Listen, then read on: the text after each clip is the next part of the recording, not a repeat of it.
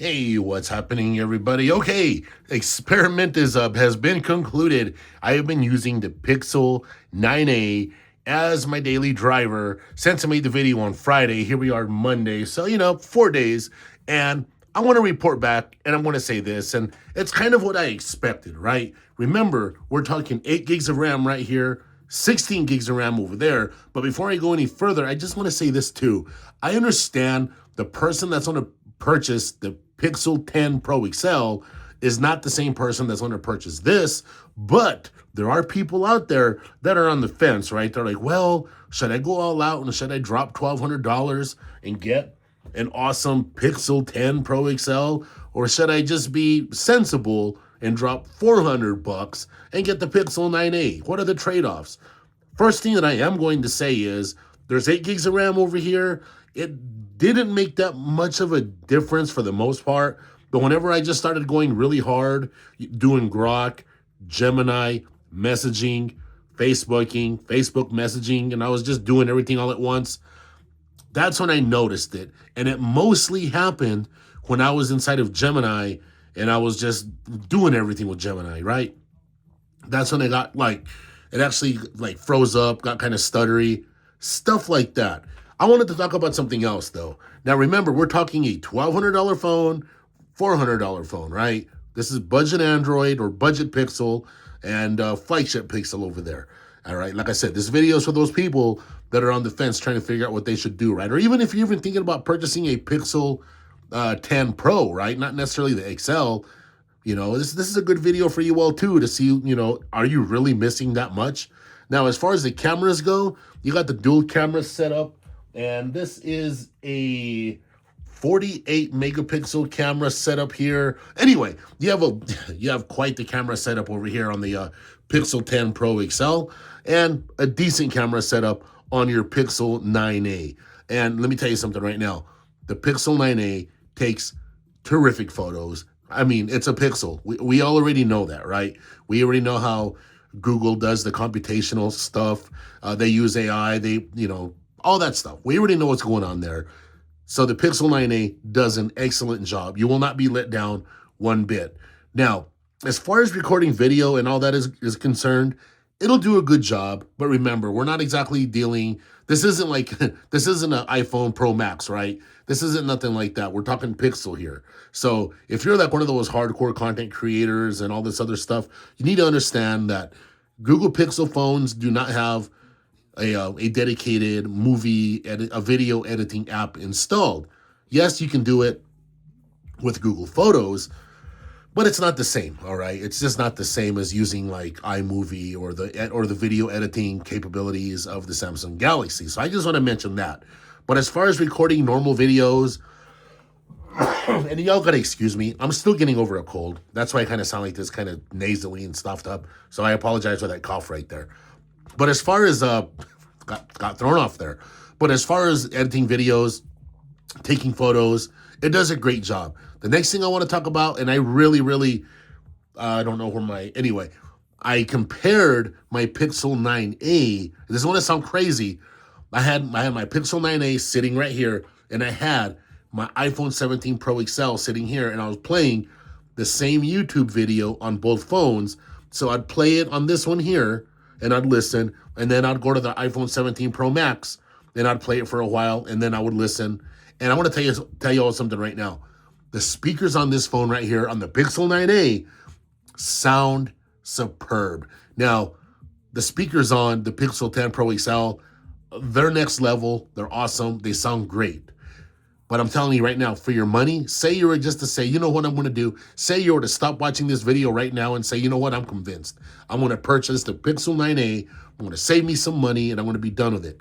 When you're watching videos on the Pixel 9a, you're going to be very, very happy with it. When you're listening, the audio quality is great. Now, as far as the display, of course, the display is really nice on here as well. It's not exactly that display over here. This display right here, it's next level, all right, on the Pixel 10 Pro, on the Pixel 10 Pro XL. That display over there, it's next level, but come on, that's a $1,200 phone over there, so y'all need to take that into consideration. But if you guys were, and I'm even, look, here we go, oops. big. I'm so used to using this one right here that I picked up this and it fell out of my hand. Anyway, and you can see the size difference. Size definitely matters. But anyway, you can look at the displays right there, and you can kind of tell that this display looks better. I mean, if you look at the white right there on the Google Photos compared to the white there, and I got the display set up about the same, the brightness and all that. You look at the moon up there, you can just see what's going on, right? Anyway, not a big deal, right? But I want to say right now, the display on the Pixel 9a, you're going to be totally happy with it, especially for spending $400. You're going to be extremely happy with this Pixel 9a. You can't go wrong. And I'm making this video for those of you who really, want a good phone, but you want to save money, but you also want to get into a Pixel. Now, I know the holiday season's coming up, and maybe the Pixel 10 will drop in price and get close to this, the $400 price tag. I don't know.